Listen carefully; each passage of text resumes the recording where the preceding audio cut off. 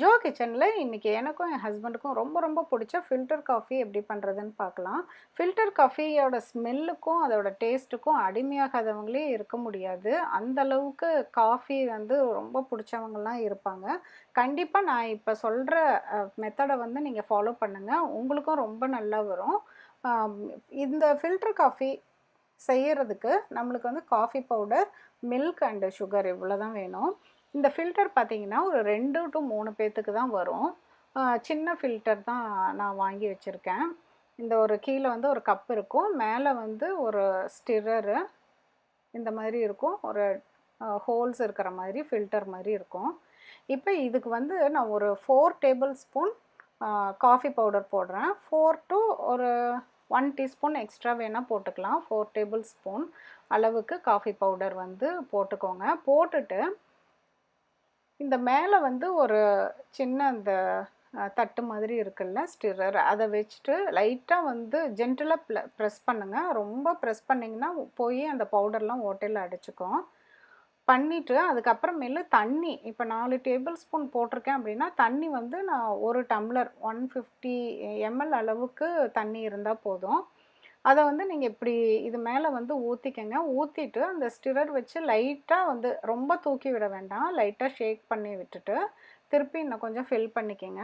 இது ஃபுல்லாக வர அளவுக்கு நீங்கள் ஊற்றிட்டிங்கன்னா போதும். இப்போ இந்த அளவுக்கு காஃபி பவுடருக்கு இவ்வளோ தண்ணி இருந்ததுன்னா போதும். லைட்டாக ஒரு ஷேக் பண்ணி விட்டுட்டு க்ளோஸ் பண்ணி வச்சுருங்க. இப்போ ட்ராப்பாக அந்த ஃபில்டர் ஆகி அந்த காஃபி டிகாஷன் கீழே அந்த கப்பில் விழுகும். இதுக்கு வந்து சின்னதாக இருக்கிறனால, கம்மி பவுடர் யூஸ் பண்ணுறனால எனக்கு கரெக்டாக வந்து எக்ஸாக்டாக 10 மினிட்ஸ் ஆச்சு. 10 மினிட்ஸ்லேயே வந்து எல்லாமே ஃபில்டர் ஆகி வந்துருச்சு. கொஞ்சம் பெருசாக இருந்தது பார்த்தீங்கன்னா பாருங்கள், ஃபுல்லாக வந்து ஃபில்டர் ஆயிடுச்சு. நல்ல திக்காக இருக்குது. இன்னும் கொஞ்சம் போட்டோன்னா தின்னாயிரும். இதுதான் வந்து ரொம்ப நல்லாயிருக்கும். இந்த அளவுக்கு இருக்குது. இப்போ பால் வந்து பார்த்திங்கன்னா அதுவும் ஒரு 150 எம்எல் எடுத்திருக்கேன். அதை நல்லா வந்து காய வச்சுக்கோங்க. நான் மைக்ரோவேவ்லேயே வந்து சூடு பண்ணிட்டேன். இந்த டபரா செட்டு இதில் தான் வந்து காஃபி ஃபில்டர் காஃபினா இதில் குடித்தா தான் நல்லாயிருக்கும்.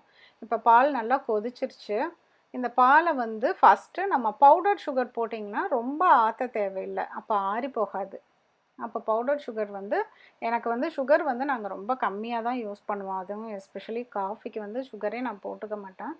இப்போ பார்த்தீங்கன்னா இது 2 இதுலேயும் அந்த டிகாஷனை ஃபஸ்ட்டு ஊற்றிட்டு அதுக்கப்புறமேல் இங்கே பாருங்கள், இது கொஞ்சம் மீதி இருக்குது, அதை எடுத்து வச்சிடலாம். அதுக்கப்புறமேலு அந்த சூடான பாலை வந்து மேலே ஊற்றிருங்க. பவுடர் சுகருங்கிறனால நீங்கள் ஆற்றி கூட எடுத்து வைக்க வேண்டாம், அப்படியே வந்து ஊற்றிட்டா கூட போதும். குடிக்கிறப்ப ஒரு ஆற்றி குடிச்சிக்கலாம். இப்போ மேலால் அந்த ஃப்ளேவருக்காக ஒரு 1/2 டீஸ்பூன் அளவுக்கு கொஞ்சம் அந்த காஃபி டிகாஷனை விட்டுட்டு சர்வ் பண்ணலாம். சூப்பராக இருக்கும். கண்டிப்பாக இந்த வீடியோ பார்த்துட்டு உங்கள் கமெண்ட்ஸை சொல்லுங்கள். Please like, subscribe and share my channel.